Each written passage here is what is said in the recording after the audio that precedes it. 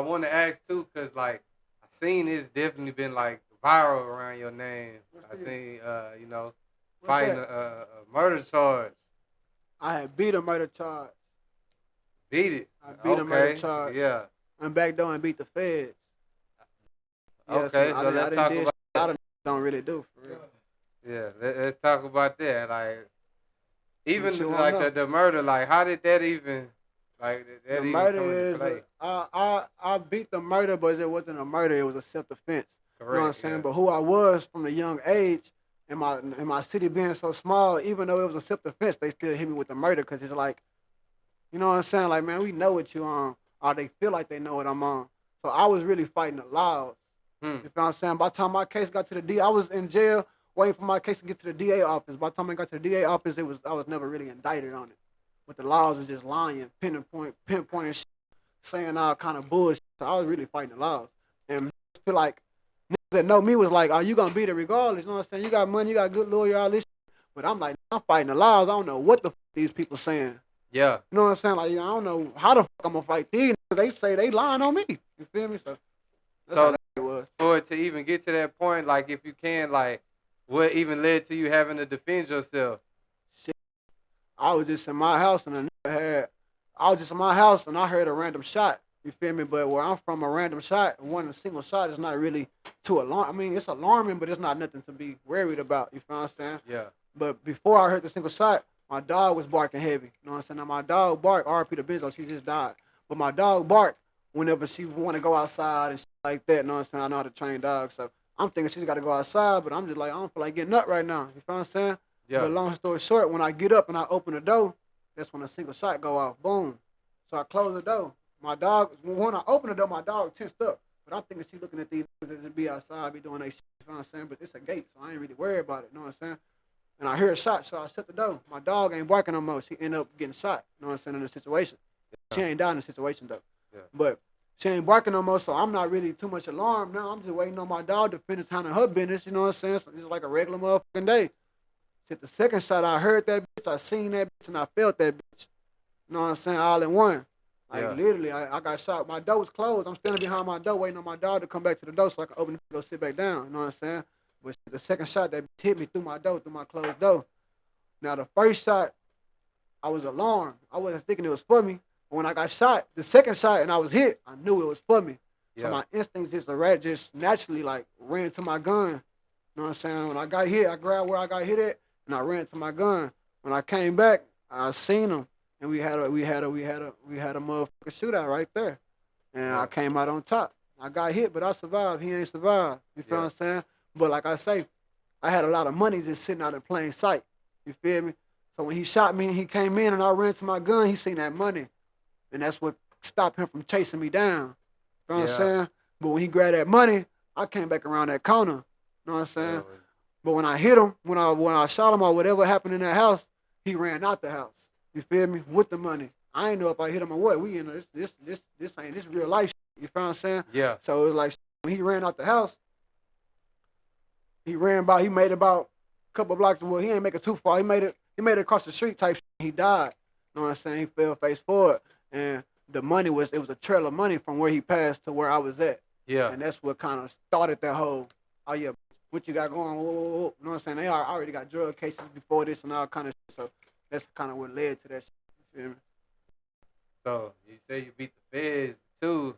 Yes. Okay, so when I over that on my murder case, that gun was a stolen gun that I used. You feel me? The state didn't pick that up. The state just charged me with murder. I beat that murder. When I beat the murder, I had a drug case. You feel what I'm saying? But when I got charged with murder, they revoked my bond on my drug case. So I still had to bond out on my drug case. It was a $250,000 bond. Yeah. I had to pay $25,000 to get out of jail. As soon as I paid that shit, the feds picked me up. You know what I'm saying? Not soon, but I probably had like a 45-day run. You know what I'm saying? Yeah.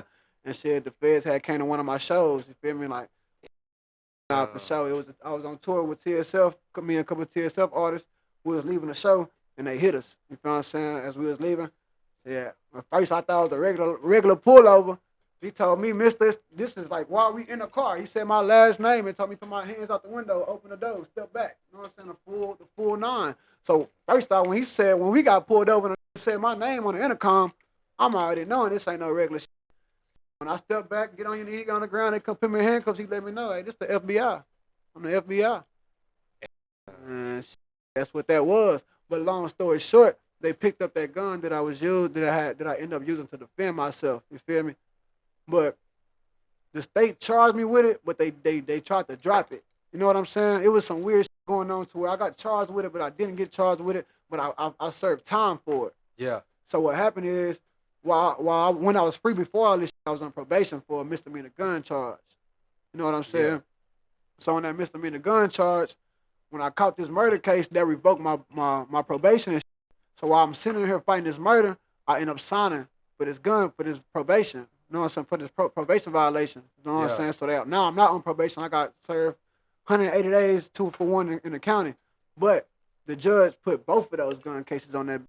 Yeah. So basically, when I signed for that while I'm fighting the murder, I already signed for this motherfucking stolen gun that I had on a murder case. So I basically did my time. He was like, okay, look, you on probation for this gun case. You got this gun case. Do this 100. We're gonna take away your probation. Sign for this 180 days. It's gonna be over with. And that's what they fucked up. You know what I'm saying? So whenever I got out, whenever I had the feds and all that shit, my lawyer came, set me down and told me, we're going to fight this, whoop the whoop. I pled not guilty to the feds. You know what I'm saying? And that's how that happened. Yeah, you're part of a small percentage usually. People, small, I got more than lucky. You know what I'm saying? It's called a decality, or what they call it. Technicality. Technicality, yeah, some shit like that. Like I didn't beat them. They beat themselves. You know what I'm saying? On some shit like that. That's good.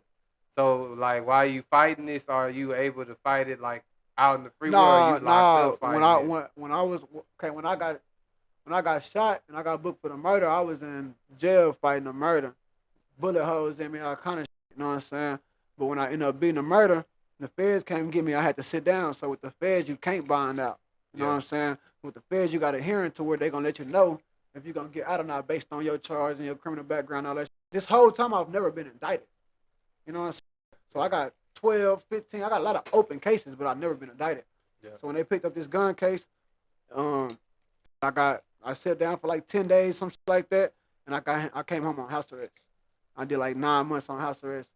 And shit, by the time it was time to go to court, it was dropped. Yeah, that's hard. So I had a court date to go to court. And my lawyer said, you ain't got to be at court today, or whatever day, you ain't got to be at court on this day. It's dropped. They should be cutting off that ankle monitor soon. And that's how it happened.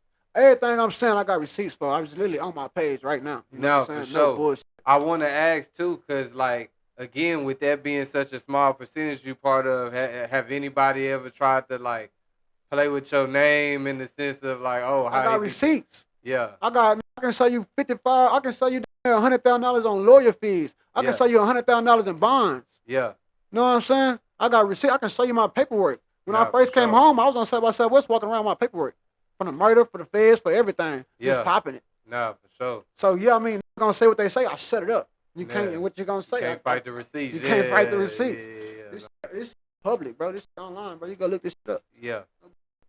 So now that you know that you didn't came out on top these times, what are you doing to stay even out of them situations, you know? When I went through that situation, that shit changed a lot. You know what I'm saying? Like, it kind of opened my eyes because at the end of the day, I was facing capital murder. Yeah. Some shit I didn't think I was going to beat. When I beat it, that was like a changing moment in me.